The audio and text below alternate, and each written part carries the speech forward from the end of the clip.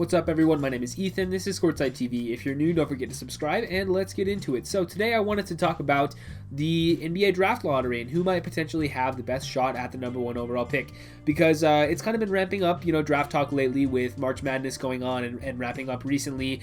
And there's a lot of teams out there that are kind of starting to pack it in and shut it down for the year and really turn their eyes towards the offseason. So I kind of just wanted to talk about what teams have the best odds for the #1 overall pick, who is going to be really hardcore tanking for the rest of the season, and ultimately the team that I think is going to end up with the worst record.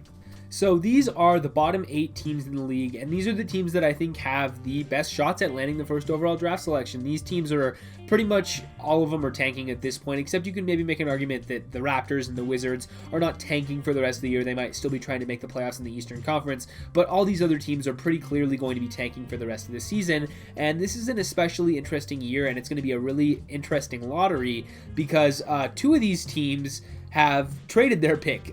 They will not get their pick if certain things happen and they fall outside of top protections. And those 2 being the Rockets and the Timberwolves, who coincidentally have the 2 worst records in the league. As we know, Minnesota traded their pick to the Golden State Warriors, and that pick is top 3 protected. So if it lands at number 4 or lower, then that means they will not get their first round pick, and the Warriors will get it instead.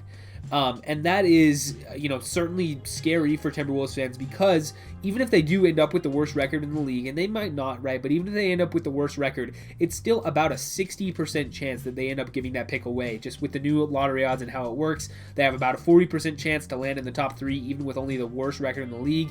If other than that, they're going to be landing at number 4 or lower. So definitely, that's something to keep an eye out on. Even if they're tanking, they have a better odds to give away that pick than to keep it. And it's a similar deal for the Houston Rockets, where when they made the Russell Westbrook trade, part of that was a pick swap with the OKC Thunder.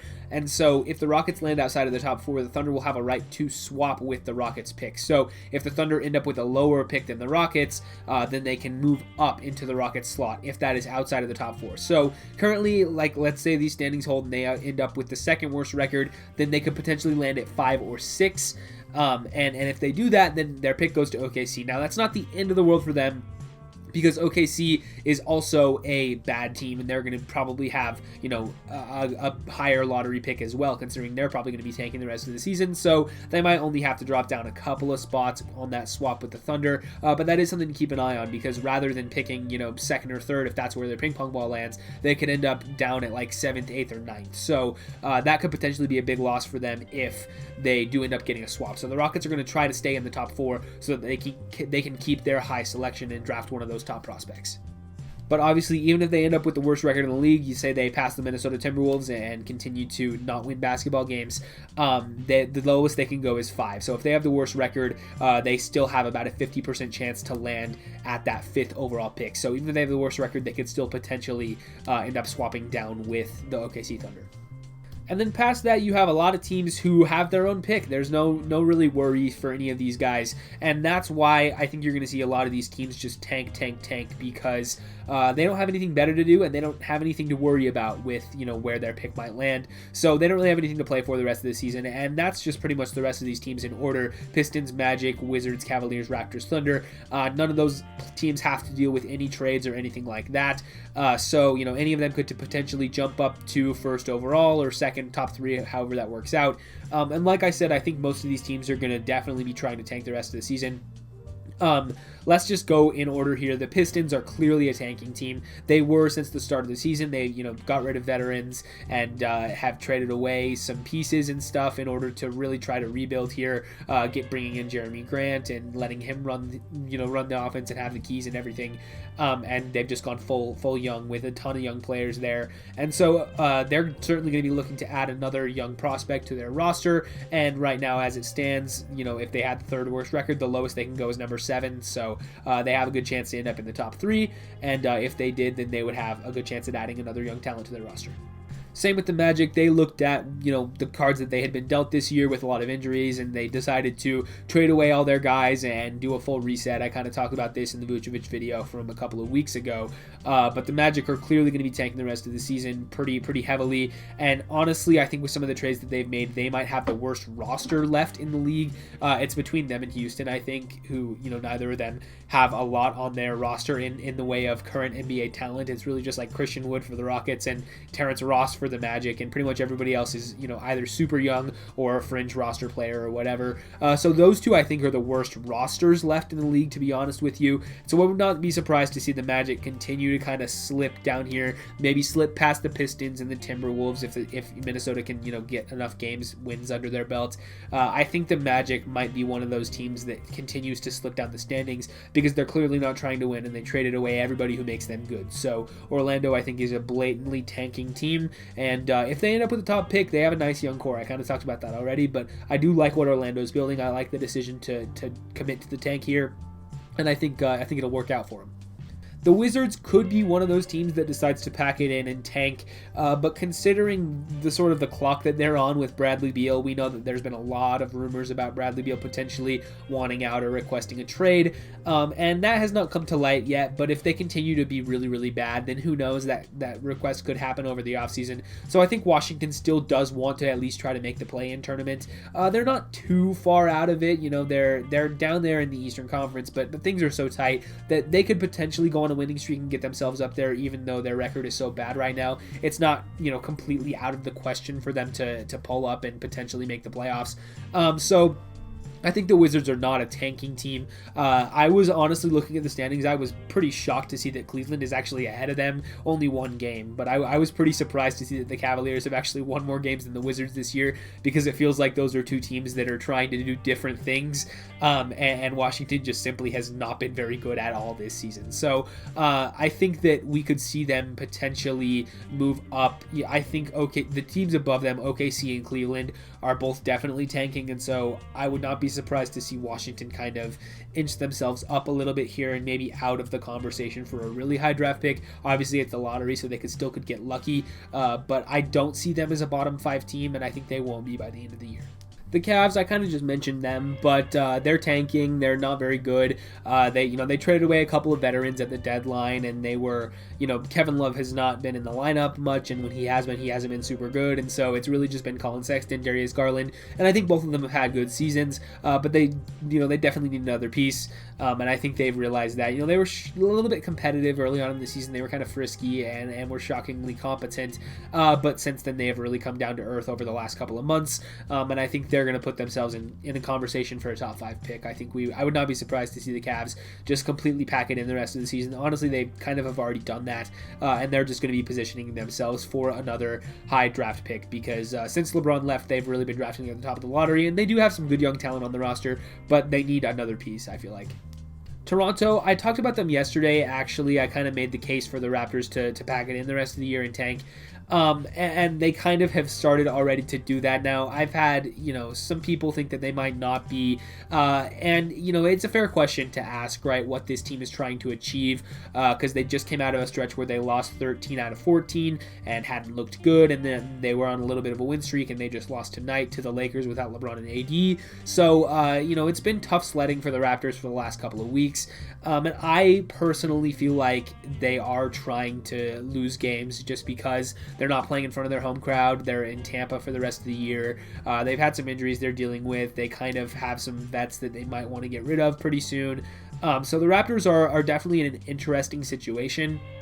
But I think it would be wise for them to potentially try to get a higher draft selection than they have. And right now, they're getting pretty close to it. This is a bottom 7 record in the league. And like I said, potentially the Wizards could get a win streak going and maybe pass them.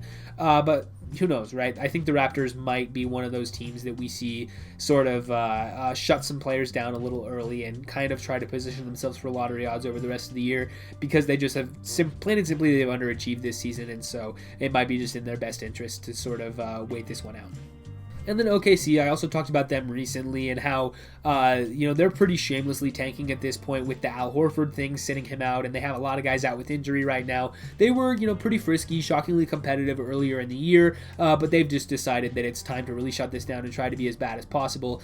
And they have a bottom 8 record right now. Would not be surprised to see maybe Toronto and the Wizards end up getting past them in the standings. OKC continuing to sink down here. I just think that they have a little bit too much ground in terms of losses. They're a little bit too far ahead. They have more wins than the Cavs, Magic, Pistons, Rockets, Wolves. They're a little bit too far ahead of them to really challenge to pass those teams, just because I think, like I said, all the rest of those teams are pretty blatantly tanking as well.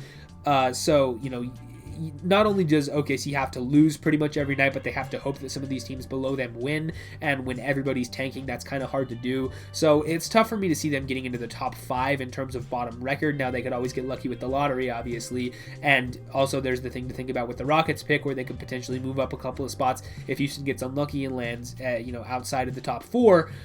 So that's something to monitor as well, but I think OKC's really going to tank the rest of the season, and they could end up with a pretty high draft pick. And then, as we know, the lottery odds have been flattened this year, so any team that misses the playoffs has at least a decent chance to jump up and potentially land in the top 4. Now, for those teams that are right outside, it's a pretty low shot, but if you land anywhere from like 9 to 12 or 13 in terms of worst records, you have at least an okay shot of jumping up, and we've seen that in recent years, right? With the Pelicans getting lucky and jumping up to select Zion Williamson. I believe last year the Hornets and the Bulls were not projected, and they were able to both jump into the top 4. So you can get lucky and end up higher, right? And so I just wanted to take a look at these teams. In terms of current record, these would be the teams that could potentially be in the lottery, because the play-in tournament will happen, and if teams, win in the play-in tournament, then they could potentially move up and not have a lottery pick. So, let's just say hypothetically, right, if the Celtics were to lose in the play-in round and not make the actual playoffs, they would have a lottery choice despite being the 8th seed currently, right? So that could potentially happen for any of these teams. Just really quickly, obviously all these guys are trying to make the playoffs, but if we're projecting who's going to miss, you could look at, the Pelicans and the Kings are just outside of the play-in tournament right now. I could see I think Dallas will probably make it in as the 7th seed, but any of Memphis, San Antonio, Golden State potentially, falling to that 9th seed and getting a lottery choice. In the Eastern Conference, the Pacers and the Bulls are probably the 2 most likely out of those 4 to end up missing the playoffs, but as we know, it's really, really tight in the East right now. You could even look at a team like the Hornets, who have injuries to deal with, or the Hawks, who have been playing really well lately but might not have the sustainability to stay at that 4th seed. Even Miami has been up and down, who knows, right? So in the East, it's super tight. In the West, you have the top 6 teams are pretty locked in. I would say Dallas is also pretty locked in as well. But any teams after Dallas, with Memphis, San Antonio, Golden State, New Orleans, Sacramento, any of those guys could end up with a lottery choice and get lucky and jump into the top 4. So yeah, there's my draft lottery preview. You got some real intrigue at the top of the draft, especially with Houston and Minnesota, and both of them having a chance to end up either trading their pick away or having to swap down, or whatever the case may be for both of those teams. And then a lot of other teams that are blatantly tanking and trying desperately to get into that top 4. And then with the flattened out lottery odds, it makes it all the more exciting that any of these teams who end up missing the playoffs could jump into the top 4, even if they're not necessarily projected to do so. So the draft lottery is always fun. It's exciting. We have a date for it now, I believe. June 29th or something like that. Late June will be the lottery, June 22nd maybe, and then the draft will be end of July, like July 29th maybe. So that'll be fun to keep an eye on, over the summer and stuff after the NBA finals take place. NBA is always going. Clock goes year round, never stops, and that's why it's exciting. But like I said at the top of the video, if you're new, don't forget to subscribe, leave a like, ring the bell if you want to, leave a comment letting me know what you guys think about the draft lottery. Who do you want to get the first overall pick? Yeah, that's about all I have, so I'll see you guys in the next one.